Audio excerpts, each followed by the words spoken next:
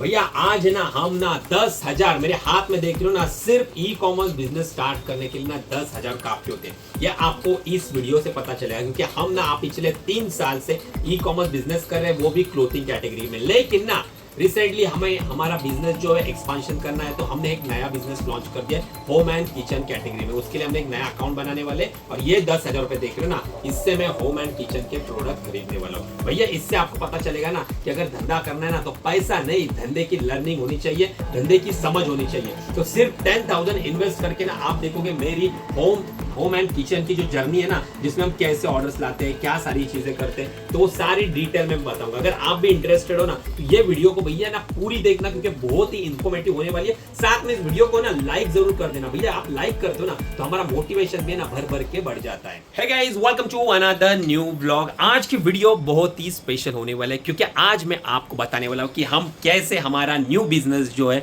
E commerce का नया business home and kitchen category में सिर्फ 10,000 लगा के स्टार्ट कैसे करने वाले हैं। तो वीडियो डिटेल में देख लेना भैया, थोड़ी बड़ी हो सकती है लेकिन बहुत ही इंफॉर्मेटिव होने वाली है। तो क्या आपको करना है, अगर आप भी ई कॉमर्स बिजनेस स्टार्ट करना चाहते हो और आपका बजट नहीं है ना, तो भैया कोई इशू नहीं है, आप सिर्फ 10,000 भी अरेंज कर दोगे ना, तो भी अपना ना बिजनेस स्टार्ट हो जाएगा। हाँ, वो बात अलग है कि आपको ना उसके लिए स्पेसिफिक कैटेगरी में ही डील करना पड़ेगा। तो वो कैटेगरी में भी आपको बता दूंगा कि 10,000 में करना है तो आपको कौन कौन सी जो कैटेगरी है वो सिलेक्ट करनी पड़ेगी, साथ में किस तरह से आप अरेंज करोगे, क्या क्या चीजें लगेगी, कौन सी चीजें आप स्किप कर सकते हो, ये सारी डिटेल में डिस्कशन करेंगे। और मैं आपको मेरा बिजनेस के बारे में बताने वाला हूं कि हम होम एंड किचन में जो काम करने वाले हैं ना, उसमें हमारी इन्वेस्टमेंट जो रहेगी ना, वो सिर्फ 10,000 रहेगी। बाकी अभी आगे अगर बात करूं ना भाई, आज जो हम लेवल पे ना, तो आज मैं ना 5 लाख रुपए भी डाल के होम एंड किचन में धंधा कर सकता हूं। पैसे की कोई कमी नहीं है, लेकिन सच बताऊं ना तो भैया नीड ही नहीं है। अर्ली स्टेज में 10,000 इनफ होते हैं प्रोडक्ट को टेस्ट करने के लिए।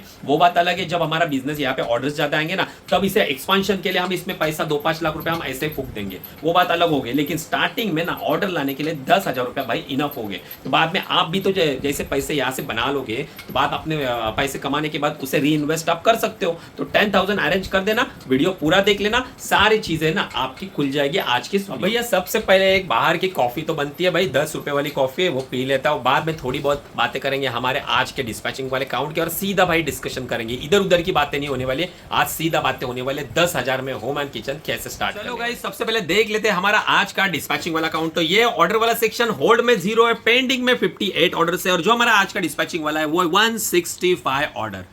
तो भैया लगभग इसमें से 7-8 पार्सल के लेबल डाउनलोड हुए नहीं है। तो मोटा मोटी अगर बात करूं तो 157 जो ऑर्डर है वो हमारे आज के सक्सेसफुली डिस्पैच होने वाले। तो चलो ये तो डेली हमारे काम होते रहते हैं, लेकिन आज हम बात करेंगे 10,000 रुपए में। तो देखो, ई कॉमर्स बिजनेस स्टार्ट करना है तो उसके लिए आपको कुछ डॉक्यूमेंट लगते हैं। सबसे पहले बात करूं ना, तो हमारा भी एक नया अकाउंट करने वाला है, क्योंकि एक क्लोथिंग का जो ये ऑर्डर देख रहे हो, ये क्लोथिंग की फर्म हमारी अलग है। अब हमने क्या किया, एक नया जीएसटी नंबर रजिस्टर करा है, साथ में उस जीएसटी नंबर जिस फर्म से हमने रजिस्टर करा ना, सेम फर्म से हमने ना बैंक अकाउंट खाता भी बोला है। अब इसमें दिक्कत ये होती है ना भैया कि जीएसटी नंबर में भी ना बहुत सारी चीजें आती है। अगर आपके डॉक्यूमेंटेशन क्लियर नहीं रहेगा तो वेरिफिकेशन में आता है, जीएसटी ऑफिसर भी आता है। डे बाय डे ना बहुत सारे स्कैम होते हैं ऑनलाइन, जीएसटी नंबर को लेकर, बैंक अकाउंट को लेकर। इसके लिए गवर्नमेंट ने ना सारी चीजें जो है ना वो स्ट्रिक्ट कर दिए। अब मेरी बात करूं ना, तो लगभग ना 15-20 दिन पहले हमने जीएसटी नंबर बनवा लिया है, और अभी रिसेंटली ना हमारा बैंक में हमें गया था।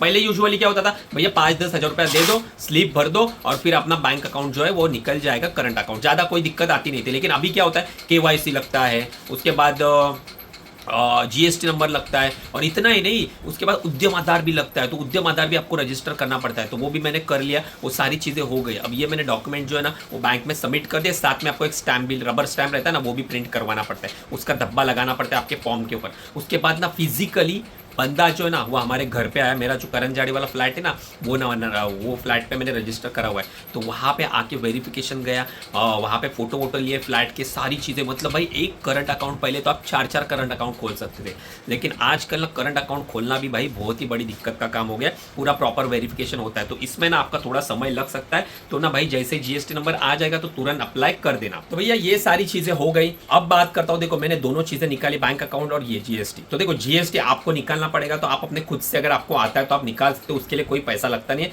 फ्री में गवर्नमेंट पोर्टल पे अप्लाई करते हो, बस मिस्टेक मत करना नहीं तो रिजेक्ट हो जाएगा। बाकी अगर आप बाहर किसी से चार्ज करवा के लेते हो ना, किसी सीए से या किसी एजेंसी से, तो 2 से 4 हज़ार रुपये आपसे चार्ज करेगा, वो उनकी क्वालिफिकेशन के ऊपर डिपेंड करता है आप किस कंपनी के, हर किसी के चार्जेस अलग अलग होते हैं। हम भी अप्लाई करते हैं। हाँ, अगर हमारी टीम से अगर आपको करना रहेगा तो आप यहाँ पे हमारे व्हाट्सअप नंबर पे मैसेज करके जीएसटी के लिए अप्रोच कर सकते हो, तो हम भी करके दे देंगे, लेकिन हमारे चार्जेस रहेंगे, हमारी टीम आपको दे देगी, शेयर कर देगी। तो जीएसटी नंबर हमारा हो गया। अब ये जो 10,000 रुपीज़ है ना, ये हमने रखे हुए, ये स्पेशली इन्वेंट्री के लिए रखे हुए, क्योंकि बाकी का जो चीज़ें लगती है जैसे डेस्कटॉप हो गया, बाकी हमारे पास प्रिंटर हो गया, ये हमने ऑलरेडी परचेस कर लिया है। लेकिन अगर आप नए हो, आपके पास नहीं है, तो आप इन सारी चीज़ों के लिए ना स्किप कर सकते हो। वो कैसे? अब देखो भैया, जो लोग ना प्रिंटर जो है अफोर्ड नहीं कर सकते ना, उनको मैं सजेशन दूंगा कि आप डायरेक्ट जो आपके नियरेस्ट जेरोक्स वाले रहेंगे उनके पास से ना पीडीएफ लेके जाना, और वहां से आपकी शिपिंग लेबल और मैनिफेस्ट, 2 ही चीजें लगती है ई कॉमर्स बिजनेस के। एक शिपिंग लेबल जो आपके कुरियर पैकेट के ऊपर पेस्ट होता है वो, और दूसरा मैनिफेस्ट, जब भी आपके यहाँ पे लॉजिस्टिक वाले आएंगे पार्सल कलेक्ट करेंगे, तब वो आपको आपके मैनिफेस्ट के ऊपर एज अ प्रूफ सिग्नेचर और मोबाइल नंबर डाल देंगे। तो ये 2 चीजें आपको डेली प्रिंट करनी पड़ेगी अगर आपको डेली ऑर्डर्स आते हैं तो ये आप जेरोक्स वाले से ले लेना। और जिनका अगर थोड़ा बजट है तो उनको है ना, मैं एक प्रिंटर यहाँ पे दिखा देता हूँ, वो आप देख लो भैया, फ्लिपकार्ट के ऊपर अवेलेबल है, 66,000 रिव्यू रेटिंग है, काफी जबरदस्त प्रिंटर है, कलर प्रिंटर है। इसमें आप शिपिंग लेबल और मैनिफेस्ट जो लगता है ना, वो दोनों चीजें आप इसमें से ना A4 साइज पेपर के ऊपर प्रिंट कर सकते हो, तो सस्ते में काम निकल जाएगा। अगर आपका ये भी बजट नहीं है ना, तो आप सीधा जेरोक्स वाले के पास से प्रिंट निकाल सकते हो। 3365 रुपए का है, तो अगर आपको नीड रहेगी तो ये स्टार्टिंग में बाय कर लेना। बाकी अगर आपके पास पैसा और ज़्यादा है, अगर आपका बजट अच्छा है, तो आप ना इप्सन में भी जा सकते हो। 11 से 13 हज़ार रुपए के बीच में इप्सन का भी कलर प्रिंटर आता है, तो वो भी मैं आपको सजेशन दे दूंगा। तो वो भी यहाँ पे मैंने टैग करा है, आपको जो आपके हिसाब से लगेगा वो आप बाय कर लेना। अब इसके बाद आता है सेकंड गैजेट, जो कि एक कंप्यूटर या मोबाइल फोन। अगर आपका बजट कंप्यूटर या लैपटॉप बाय करने का नहीं है, तो आप मोबाइल से भी कर सकते हो, क्योंकि आजकल ना हर मार्केट प्लेस की ना एक ओन सेलर ऐप रहती है, जिसे अपना प्ले स्टोर से डाउनलोड कर लेना, और वहां से आपकी सारी चीज़ें हो जाएगी। Listing, advertising run, order dispatching, payment, सारे ऑप्शन भाई उसमें रहते हैं, तो आप सारी चीज़ें ना उस ऐप से कर सकते हो। बाकी आपको अगर मोबाइल के ऊपर ई कॉमर्स बिजनेस कैसे करना है ये पता नहीं है ना, तो मैंने इसके ऊपर एक डिटेल में वीडियो बनाई है, तो आप एक बार जाके ना वो चेकआउट कर लेना। यहाँ पे आई बटन में आपको उसकी लिंक मिल जाएगी, तो वो वाली वीडियो आप जरूर देख लेना। तो गाइज, अभी हम हमारे बिजनेस के लिए एक ब्रांड न्यू वेबसाइट बनाने वाले हैं। अब ब्रांड न्यू वेबसाइट बनानी है तो भैया ब्रांडेड वेबसाइट को पैसा भी तो उतना लगता है। अगर कॉस्ट की बात करूँ ना, तो नॉर्मली ना 1-1.5 लाख रुपए तो ऐसे ही चले जाते हैं, क्योंकि 2019 में मैंने जो वेबसाइट ओपन कार्ट की बनाई थी ना, उसके लिए मैंने 80,000 रुपीज ना उस डेवलपर को पे करे थे, और अगले 6 महीने में वो वेबसाइट जो है पूरी तरह से क्रैश हो गई, मेरे पैसे खत्म हो गए। लेकिन ये टाइम हम जो वेबसाइट बनाने वाले ना, वो दुनिया का नंबर 1 प्लेटफॉर्म है शॉपिफाई, उसके ऊपर बनाने वाले। अब मैं खुद नहीं बनाऊंगा, क्योंकि अगर मैं खुद बनाऊंगा तो वहां पे मेरे को मॉड्यूल्स जो है ना वो बहुत महंगे गिरेंगे। वहां पे जो मैं टैम्पलेट अपने बिजनेस के लिए सिलेक्ट करूंगा, वो भी 200, 250, $250 की ब्रांडेड टैम्पलेट जो मिलती है। इसीलिए ना मैंने एक कंपनी ढूंढी है जिसका नाम है स्पीडो थिंग्स, जो मैं आपको भी रिकमेंडेड करूंगा। ये ना शॉपिफाई के बेसिकली ना एक्सपर्ट है भाई, और इनकी जो टैम्पलेट्स है ना, ये ना टैम्पलेट मॉन्स्टर करके एक इंटरनेशनल साइट है, जहां पे ना दुनिया के हर टैम्पलेट्स मिलते हैं। तो वहां पे इनके ना टैम्पलेट के ऊपर 5 स्टार रेटिंग है, और ट्रेंडिंग में इनके टैम्पलेट चलते हैं। अब गाइस, ये स्पीडो थिंग्स क्या है ना, ये मैं आपको बताता हूं। देखो, ये इनकी बेसिकली वेबसाइट है, और यहाँ पे आपके हर बिजनेस का सोल्यूशन आपको मिल जाएगा। आपका क्लोथिंग का काम है तो क्लोथिंग का स्टोर बना के देंगे, आपका कॉस्मेटिक का काम है तो कॉस्मेटिक का स्टोर बना के देंगे, आपका आर्टिफिशियल ज्वेलरी का काम है तो उसके लिए, होम एंड किचन है तो होम एंड किचन, फर्नीचर है तो फर्नीचर, भाई हर कैटेगरी के लिए, मल्टी कैटेगरी है तो मल्टी कैटेगरी के लिए आपको स्टोर बना के दे देंगे। और सबसे इंपॉर्टेंट चीज पता है, एक ब्रांडेड स्टोर बनाने के लिए ना, ऐसे बाहर अगर मार्केट में आप जाओगे ना, तो लगभग ना 1 से 1.5 लाख रुपए लग जाते हैं, और इनकी प्राइस है ना भाई लगभग ना 14,999, मतलब 15,000 में पूरा स्टोर आपको रेडी करके देते हैं। और सिर्फ स्टोर ही नहीं, वो आपके कंपनी के लिए अभी नई ऑफर चल रही है इनकी, ये लोगो भी डिजाइन करके देते हैं, साथ में जो स्टोर के लिए रिक्वायरमेंट होते हैं ना, जो आपके ऑफर्स के बैनर हो गए, या फिर जो टैम्पलेट्स होती है, वो सारे टैम्पलेट्स के इमेजेस जो रहते हैं ना, स्टार्टिंग के सैंपल इमेजेस, वो सारे इनकी टीम आपको बना के दे देती है। अब गाइस, इतना सारा काम करना, एक स्टोर बनाना है, तो टाइम भी तो बहुत लगेगा ना, क्योंकि यूजुअली अगर मार्केट में बनाते हैं ना, तो उनकी टाइमलाइन होती है लगभग ना 30 डेज से 60 डेज की, लेकिन ये ऑफर करते हैं 3 to 5 डेज में आपको पूरा स्टोर रेडी करके लाइव करके दे देते। अब यहाँ पे देखो गाइस, जैसे कि हमारा जो काम है वो क्लोथिंग का है, तो हमारे लिए ना बहुत सारे टैम्पलेट्स यहाँ पे ऑलरेडी अवेलेबल है। तो बेसिकली अगर बात करूँ तो मेरे को लगता है ये मल्टी कैटेगरी में मेरे को डील करना है, तो मैं इस तरह की कैटेगरी है ना वो सिलेक्ट कर दूंगा टैम्पलेट की। तो यहाँ पे देखो ना, कुछ इस तरह का जो है ना हम स्टोर बनाने वाले, जिसमें देखो हर कैटेगरी मिलेगी, और ना साथ में अगर ना फीचर्स की बात करूँ तो यहाँ पे एक बड़ा बैनर भी है, साथ में शॉप बाय कैटेगरी भी है, बाद में बेस्ट सेलिंग प्रोडक्ट है। और सबसे इंपॉर्टेंट चीज़ पता है आपको, यहाँ पे वीडियो शॉपिंग का भी फीचर्स मिलता है। यहाँ पे देखो आप वीडियो लगा सकते हो, जैसे कि यहाँ पे एक साड़ी का भी फीचर है। तो देखो साड़ी वाला अगर मैं थीम सिलेक्ट करता हूँ तो देखो इस तरह से ना कस्टमर बाय कर सकता है वीडियो के थ्रू। तो ये एक नया फीचर है जो आपको स्पीडो थीम्स के जो भी नए नए टेम्पलेट्स आते हैं ना उसके ऊपर ये आपको अवेलेबल मिल जाएगा। सो गाइज, अगर आपको भी खुद का ऑनलाइन स्टोर बनाना है तो ऑलरेडी मैंने ना डिस्क्रिप्शन बॉक्स में स्पीडो थीम की वेबसाइट की लिंक दे दी है, एक बार विजिट कर लेना। वहां पे आपको 2 और बेसिक प्लान मिल जाएंगे जो कि स्टार्ट होते हैं 7,000 और 10,000। साथ में इनका व्हाट्सएप नंबर भी है, तो एक बार ना इनके व्हाट्सएप के ऊपर इन्हें रीच कर लेना, तो सारी बातें ना इनका स्टाफ आपको और अच्छे से बता देगा। बात करते हैं आखिर हम 10,000 में हमारा ई कॉमर्स बिजनेस जो है ना वो होम एंड किचन कैटेगरी में कैसे स्टार्ट करने वाले। तो देखो बेसिकली हम क्या करने वाले ना, स्टार्टिंग में ना 5 से 10 SKU है ना उसका ही प्लानिंग करेंगे। स्टार्टिंग में हम सिर्फ 5 प्रोडक्ट बाय करेंगे। अब है ना इंडिया मार्ट के ऊपर हम सप्लायर ढूंढेंगे, जो जो हमें प्रोडक्ट लगते हैं ना। रिसर्च ऑलरेडी मैंने पिछले वाली वीडियो में बताया था कि हम कौन कौन से प्रोडक्ट बेचने वाले, तो और 2-4 प्रोडक्ट देखेंगे, फिर वहां से सप्लायर देखेंगे। एक बार वो मार्केट को विजिट करेंगे या सप्लायर से थोड़े सैंपल मंगवा लेंगे। अगर प्रोडक्ट सही लगता है हमें तो उस सप्लायर के साथ डील करेंगे। लेकिन हमेशा याद रखना, आपको जब भी ना ई कॉमर्स बिजनेस स्टार्ट करना है किसी नई कैटेगरी में ना, जब भी मार्केट से नया प्रोडक्ट लाओगे ना तो उसकी मिनिमम क्वांटिटी जो रहेगी ना वो 12 पीस ही रहनी चाहिए।